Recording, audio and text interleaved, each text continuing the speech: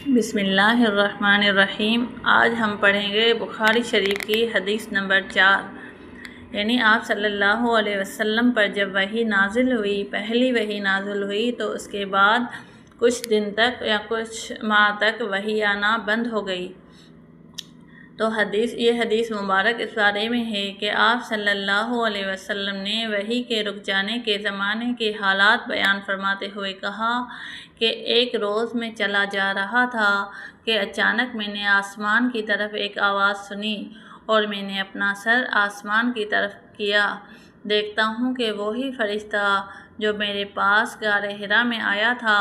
وہ آسمان اور زمین کے بیچ میں ایک کرسی پر بیٹھا ہوا ہے۔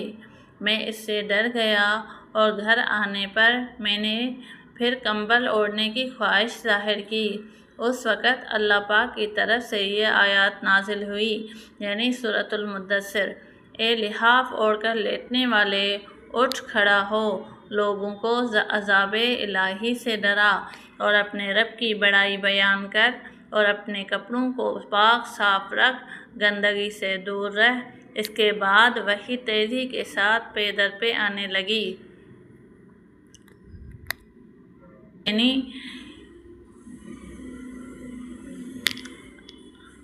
انہوں نے ابن عباس رضی اللہ تعالیٰ عنہ سے کلام الہی لا تحرک کی تفسیر کے سلسلے میں سنا کہ رسول اللہ صلی اللہ علیہ وسلم نزول قرآن کے وقت بہت سختی محسوس فرمایا کرتے تھے، اور اس کی علامتوں میں سے ایک یہ تھی کہ یاد کرنے کے لیے آپ اپنے ہونٹوں کو ہلاتے تھے۔ ابن عباس رضی اللہ تعالیٰ عنہما نے کہا، میں اپنے ہونٹ ہلاتا ہوں جس طرح آپ ہلاتے تھے۔ سعید کہتے ہیں، میں بھی اپنے ہونٹ ہلاتا ہوں جس طرح ابن عباس رضی اللہ تعالیٰ عنہما کو میں نے ہلاتے دیکھا۔ پھر انہوں نے اپنے ہونٹ ہلائے۔ ابن عباس رضی اللہ تعالیٰ عنہ نے کہا، پھر یہ آیت اتری کہ اے محمد، قرآن کو جلدی جلدی یاد کرنے کے لیے اپنی زبان نہ ہلاؤ، اس کا جمع کر دینا اور پڑھا دینا ہمارا ذمہ ہے۔ حضرت ابن عباس رضی اللہ تعالیٰ عنہما کہتے ہیں، یعنی قرآن آپ صلی اللہ علیہ وسلم کے دل میں جمع دینا اور پڑھا دینا ہمارا ذمہ ہے،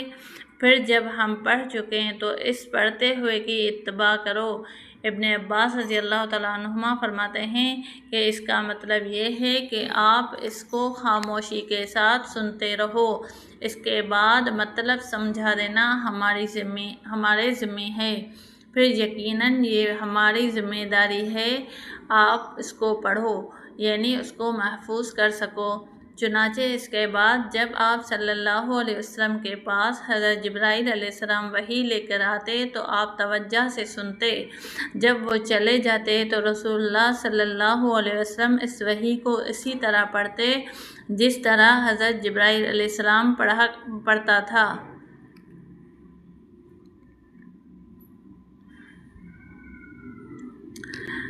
صحیح بخاری کی حدیث نمبر 6 ہے کہ رسول اللہ صلی اللہ علیہ وسلم سب لوگوں سے زیادہ جواد یعنی سخی تھے، اور رمضان میں دوسرے اوقات کے مقابلے میں جب جبرائیل آپ صلی اللہ علیہ وسلم سے ملتے بہت ہی زیادہ جود و کرم فرماتے۔ جبرائیل علیہ السلام رمضان کی ہر رات میں آپ صلی اللہ علیہ وسلم سے ملاقات کرتے اور آپ صلی اللہ علیہ وسلم کے ساتھ قرآن کا دورہ کرتے۔ غرض آپ صلی اللہ علیہ وسلم لوگوں کو بھلائی پہنچانے میں بارش لانے والی ہوا سے بھی زیادہ جود و کرم فرمایا کرتے تھے۔